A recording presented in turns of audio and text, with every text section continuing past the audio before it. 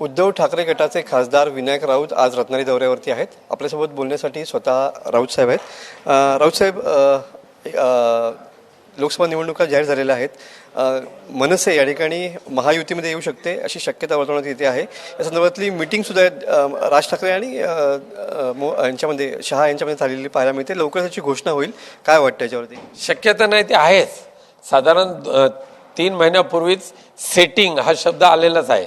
त्यामुळे कोणाबरोबर सेटिंग केली भाजपाने आणि मनसेने हे जगजाहीर झालेलं आहे. त्यामुळे आम्हाला त्याचं काय आश्चर्य वाटण्याचं कारण नाही. फक्त दुर्दैव एकच आहे मनसैनिकांचं की ज्या पक्षप्रमुखांनी मनसैनिकांना नगरसेवक, आमदार, खासदार निवडून आणण्यासाठी स्वतःच्या पक्षातील कार्यकर्ते, पदाधिकाऱ्यांना न्याय द्यायला पाहिजे, त्याऐवजी दुसऱ्याच्या दावणीला बांधण्याचं काम, मनसे हा पक्ष दुसऱ्याच्या भाजपाच्या दावणीला बांधण्याचं काम जे प्रत्येक निवडणुकीच्या वेळेला होतंय हे दुर्दैव आहे. लोकसभेमध्ये या युतीचा परिणाम कितपत होऊ शकेल? काय वाटतं? अजिबात होणार नाही. दाखवून देतील मुंबईकर, किंवा मुंबईकर पण ओळखून आहेत. प्रत्येक निवडणुकीच्या वेळेला केवळ उद्धवजी ठाकरेंचा व्यक्तिगत द्वेष म्हणून कुठेतरी दुसऱ्या पक्षाची भांडी धुवायचं काम हे जे मनसे पक्ष करतोय आणि त्यांना पाडायचा, पराभव करायचा मनसुबा रचतोय, त्याला मुंबईकरांनी यापूर्वी सुद्धा दाखवून दिलेलं आहे की आम्ही बाळासाहेबांच्या पाठीशी, उद्धवजींच्या पाठीशी आणि मातोश्रीशी किती एकनिष्ठ आहोत. ते रत्नागिरी सिंधुदुर्ग जागेचा पेच महायुतीमध्ये अजून कायम असलेला पाहायला मिळतोय. भाजप की शिवसेना असं अजून उमेदवार सुद्धा या ठिकाणी ठरत नाहीये. कसं बघताय या राजकीय गणिताकडे?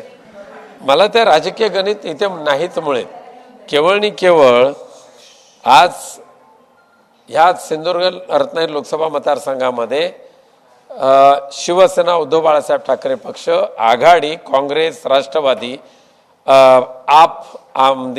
आदमी, इतर पक्ष, ह्या सर्वांची जी एकजूट आहे, एक दिलाने एक विचाराने काम करतायत. आणि त्यांचा प्रतिनिधी म्हणून मी ज्यावेळेला निवडणूक लढवणार आहे त्यावेळेला 1001% निवडून आणण्याचा निर्धार आमच्या मंडळींनी केलेलाच आहे. त्यामुळे समोरची जी आहेत युतीतली मंडळी ते त्यातल्या त्यात चाचपणी करतायत. बाबा कमी मताने कोण पडेल, आम्ही 2.5 लाख मतांनी पाडणार हा निर्धार आमचा आहे. ते बघतायत 2.25 लाखांनी कोण पडेल, 2 लाखांनी कोण पडेल, असं बघून ते उमेदवार ठरवत आहेत. महाविकास आघाडीची जागा वाटपाची निश्चित या ठिकाणी होत आलेली आहे.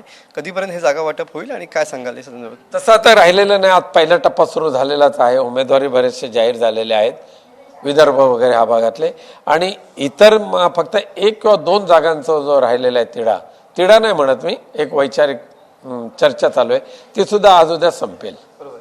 रत्नागिरी सिंधुदुर्गचा जागेचा तिढा आता दिल्ली दरबारी गेलेला या ठिकाणी पाहायला मिळतोय, खास करून महायुतीमधला. याचमध्येच आमचा विजय निश्चित झालेला आहे.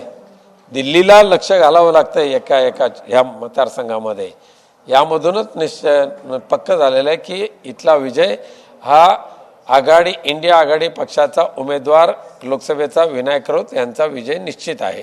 विधानसभेला सुद्धा तोच रिझल्ट लागेल. राजापूरमध्ये आमचे राजन साळवी साहेब आहेत आणि रत्नागिरी, चिपळूण ह्या सगळ्या कोकणमध्ये कणकवली, सावंतवाडी, कुडाळ ह्या सगळीकडे शिवसेना, उद्धव बाळासाहेब ठाकरे आणि आघाडी पक्षाचा झेंडा फडकेल.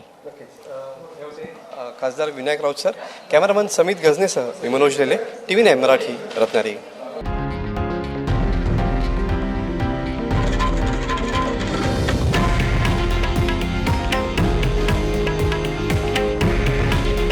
हे आहे देशातील नंबर 1 न्यूज नेटवर्क आणि आपण पाहत आहात TV9 मराठी.